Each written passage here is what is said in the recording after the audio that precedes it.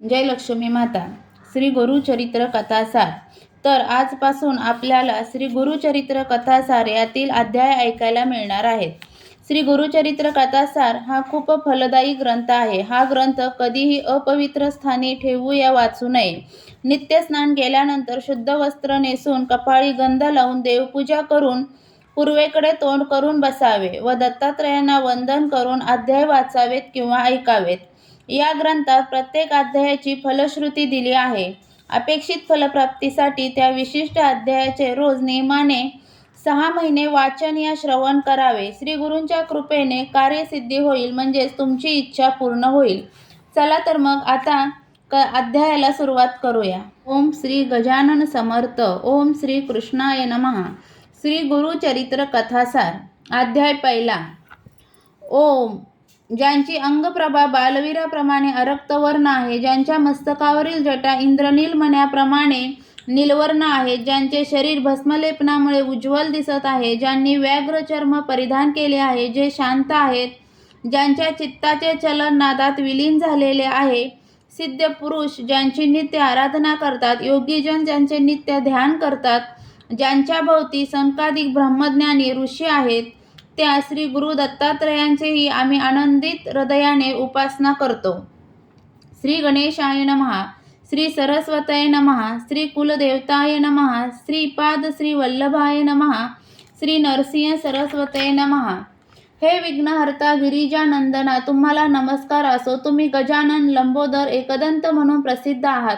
तुमचा जय जयकार असो. हे गणपती, तुम्ही आपले सुपाप्रमाणे मोठाले कान हलवता तेव्हा जो वारा उसळतो त्याने विघ्ने उडून जातात. तुमचे मुख तप्त सुवर्ण किंवा उगवत्या सूर्याप्रमाणे तेजस्वी आहे. तुम्ही विघ्नरूप अरण्य तोडण्यासाठीच हातात परशु धारण करता. तुमच्या कटिभागी नागाचा कमरपट्टा आहे. तुमचे सर्परूपी यज्ञोपवीत किती शोभून दिसते. हे विनायका, चतुर्भुज असे तुम्ही खूपच सुंदर दिसता. तुम्ही विश्वाचे प्रतिपालक आहात. जे तुमचे चिंतन करतात त्यांच्या कार्यात विघ्ने येत नाहीत. त्यांच्या सर्व इष्ट कामना लवकर पूर्ण होतात. हे लंबोदरा, तुम्ही 14 विद्यांचे स्वामी आहात. वेद, शास्त्रे व पुराणे यांचे तुम्हीच रचयिता आहात. तुम्ही परम कृपावंत आहात. अभयदान देणारे आहात. सर्व कार्यांचा आधार आहात. जे तुम्हाला आदराने वंदन करतात त्यांचे प्रत्येक कार्य तुम्ही तत्परतेने करता.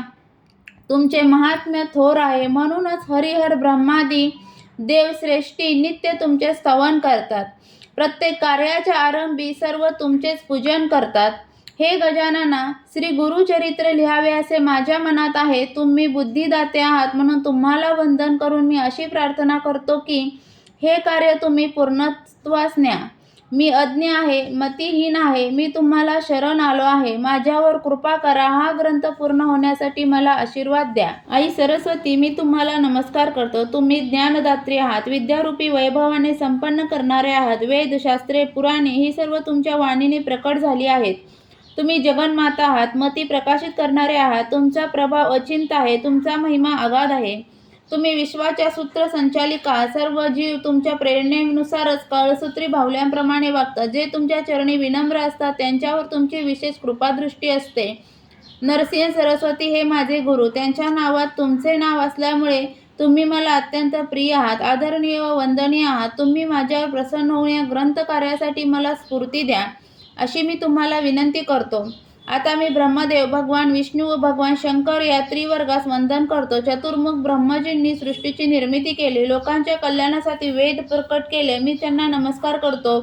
श्री विष्णू श्री विश्वाचे पालन पोषण करतात. देवी लक्ष्मी सहित क्षीरसागरात वास करतात. ते आपल्या चारही हातामध्ये अनुक्रमे शंख, चक्र, गदा व पद्म धारण करतात.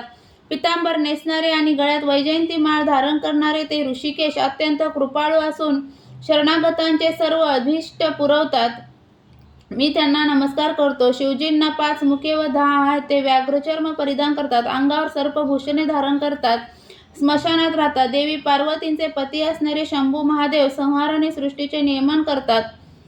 मी त्यांना नमस्कार करतो. सर्व देवांना नमस्कार. सिद्ध, गंधर्व, यक्ष, किन्नर, थोर ऋषीश्वर, व्यास, पराशरादी मुनिश्रेष्ठी, वाल्मिकी आदी कवीश्वर या सर्वांना नमस्कार. मला कवित्व येत नाही. ग्रंथरचना कशी करावी तेही कळत नाही. मला शब्दार्थांचे ज्ञान नाही. म्हणूनच तुम्ही माझ्या कृपादृष्टी ठेवून या ग्रंथकार्यास सहाय्य करा अशी मी तुम्हाला विनंती करतो. मातापित्यांना नमस्कार.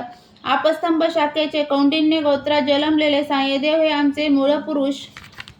साखरे हे त्यांचे आडनाव. त्यांचे पुत्र नागनाथ, त्यांचे पुत्र देवराय व त्यांचे पुत्र गंगाधर हे माझे पिताश्री. अश्वलायन शाखेचे काश्यप्य गोत्राचे चौंडेश्वरी यांच्या कन्या चंपा या माझ्या मातोश्री. माझ्या वडिलांच्या नावापुढे सरस्वती नाव लावून मी मोठे आदराने सरस्वती गंगाधर असे नाम धारण केले आहे. वेदाभ्यास करणारे, श्री गुरूंची सेवा करणारे, तसेच योगी, तपस्वी, संन्यासी या सर्वांना माझा नमस्कार. संतांना नमस्कार. मी अल्पमती आहे. माझे बोबडे बोल गोड मानून घ्या. माझा अंगीकार करून मी काव्यरचना पूर्ण करून घ्या. आमच्या कुळावर पूर्वीपासून श्री गुरूंची कृपा आहे. त्यांनीच मला गुरुचरित्र लिहिण्याची आज्ञा केली आहे. ते म्हणाले, तुम्ही आमचे चरित्र कथन करा. या सेवेने तुमच्या वंशाला धर्म, अर्थ, काम व मोक्ष हे चारही पुरुषार्थ प्राप्त होतील. मला गुरु आज्ञा प्रमाण आहे. श्री गुरूंच्या आशीर्वादाने हा ग्रंथ पूर्णत्वात जाईल अशी माझी श्रद्धा आहे. नरसिंह सरस्वती म्हणजे दत्तात्रयांचा अवतार. त्यांचे चरित्र अगाध आहे, अपार आहे. ते मी कसे वर्णन करणार, पण त्यांचीच आज्ञा असल्यामुळे सांगण्याचा प्रयत्न करणार आहे. ज्यांना आपल्या पुत्रपौत्रांचे कल्याण व्हावे असे वाटते त्यांना हे गुरुचरित्र मधुर फलदायी होईल. त्यांच्या घरी देवी लक्ष्मी नित्य वास करील. त्यांच्या घरी हे चरित्र नित्य प्रेमाने वाचले जाईल. ते गृहस्थ आपल्या पत्नी व मुलांसहित सुखात राहतील. गुरुकृपेने त्यांच्या घरी रोगराई येणार नाही. ते नेहमी समाधानी राहतील. जे या ग्रंथाचे श्रवण करतील त्यांचे बंधन 7 दिवसात तुटेल. ही गुरुकथा अत्यंत पुण्यफलदायी व पावन करणारी आहे. ही श्रवण पठण केल्याने विनासायास इष्ट कार्यसिद्धी होईल. या माझ्या बोलण्यावर तुम्ही विश्वास ठेवा, कारण या गोष्टीची प्रचिती आल्याशिवाय मी असे बोलणार नाही. श्री गुरूंच्या स्मरणाने कल्याण होते याचा तुम्ही सर्वांनी प्रत्यक्ष अनुभव घ्या. भोजनानंतरचा तृप्तीचा ढेकर येतो त्याप्रमाणे हे माझे उद्गार स्वानुभवातून आलेले आहेत. मी सामान्य मनुष्य असल्यामुळे माझ्या बोलण्यात काही विशेष नाही असे तुम्हाला वाटणार नाही, पण कृपा करून तसे करू नका. ऊस वाकडा असला तरी त्यातून मधुर रस मिळतो. काकविष्टेतून बीजाचा प्रसार होऊन पिंपळ उगवतो हे लक्षात घ्या. मी गुरुभक्ती आणि गुरुस्मरणाचे महात्म्य सांगत आहे याचा आशय जाणून घ्या. हे कोण सांगत आहे हे विचारात घेऊ नका. गुरुचरित्र कामधेनू समान आहे. ते सावध चित्ताने ऐका, म्हणजे हिचे महाज्ञानरूपी दूध तुम्हाला सेवन करायला मिळेल. श्री गुरु श्री नरसिंह सरस्वती यांच्या पावन वास्तव्याने श्री क्षेत्र गाणगापूर नावारूपाला आले. त्या क्षेत्राची सर्वदूर ख्याती झाली. त्या ग्रामाचे महात्म्य आजही अबाधित आहे. देशोदेशीचे असंख्य लोक तिथे यात्रेसाठी जातात. तेथे जाऊन श्री गुरूंची आराधना केल्याने त्वरित इष्ट फलप्राप्ती होते. पत्नी, पुत्र, धन, संपत्ती असे जे जे इच्छावे ते ते श्रीकृपेने प्राप्त होते. असंख्य भाविकांनी याची प्रचिती घेतलेली आहे. शिष्यांच्या हृदयातील गुरुभेटीची तळमळ. गुरूंनी दिलेल्या नाममंत्राचा जप करणारे एक साधक अन्य ग्रामी राहत होते. ते श्री गुरूंचे नित्य स्मरण करत असत. एके दिवशी त्यांच्या मनात श्री गुरूंच्या दर्शनाची तीव्र इच्छा निर्माण झाली. त्यांना जराही करमेना, म्हणून ते निश्चयाने गाणगापूरच्या दिशेने मार्गक्रमण करू लागले. कधी एकदा श्री गुरूंचे दर्शन होते असे त्यांना झाले होते. देह पडला तरी चालेल, पण श्री गुरूंचे दर्शन घेतल्याशिवाय परतायचे नाही असा निर्वाणीचा विचार करूनच ते एक एक पाऊल पुढे टाकत होते. त्यांना तहान भुकेची पर्वा नव्हती, स्वतःला होणाऱ्या कष्टांची तमा नव्हती. ते अत्यंतिक करुण वचनांनी श्री गुरूंना सतत आळवत होते. गुरुदेव, मी तुमचा दास आहे. अहोरात्र तुमचे नामस्मरण करतो. तुम्ही माझी तळमळ जाणता. म्हणूनच ज्यांच्या स्मरणाने समस्त दैन्याचे निरसन होते त्या तुम्ही मला आज दर्शन दिले नाही तर तुमच्या महात्म्याला कमीपणा येईल. परिसाच्या स्पर्शाने लोखंडाचे सुवर्ण झाले नाही तर दोष कोणाचा? तुमच्या भेटीसाठी मी अत्यंत व्याकुळ झालो असताना तुम्ही माझ्यावर कृपा केली नाही तर मी कोठे जाऊ? वेद म्हणतात गुरु हे स्त्रीमूर्ती आहेत, भक्तांसाठी कृपा सिंधू आहेत. कलियुगात ते नरसिंह सरस्वती या नावाने विख्यात होतील आणि अगम्य लीला दाखवून लोकांचा उद्धार करतील. गुरुदेव, त्या वेद वचनांना तुम्ही माझ्या बाबतीत खरे करून दाखवा, कारण त्याशिवाय माझा विश्वास कसा बसणार? ब्रह्मा, विष्णू, महेश या तिन्ही देवांचे गुण तुमच्या ठायी एकवटले आहेत. तुम्ही भक्त वत्सल, भक्ताभिमानी, भक्त रक्षक, भक्तांचे सहाय्यकर्ते आणि परम दयाळू आहात. म्हणूनच माझी तुम्हाला अशी विनंती आहे की मला भावभक्ती माहीत नसली, माझे चित्तही स्थिर राहत नसले तरीही मला वेगाने पावा. हे नरहरी, माता आपल्या बाळाला कधी टाकते का? नाही ना. मग तुम्ही माझी उपेक्षा करू नका, कारण माझ्यासाठी माता, पिता, बंधू, मित्र, स्वकीय सर्व काही तुम्हीच आहात.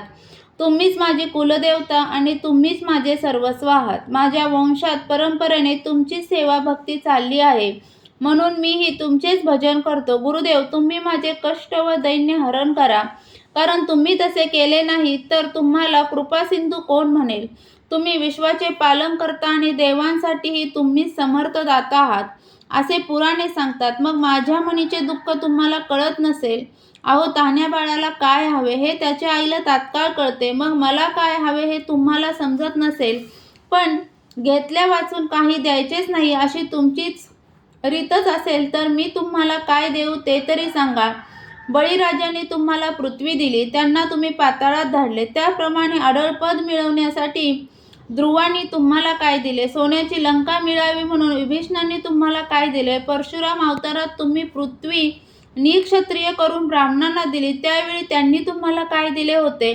तुम्ही सृष्टीचे पोषण करते आहात, मी लहानसा मशक तुम्हाला काय देणार? गुरुनाथ, तुम्ही तर खूप श्रीमंत आहात. लक्ष्मी देवी तुमच्या घरी अहोरात्र वास करतात. असे असताना तुम्ही माझ्याकडे आणखी काय मागता?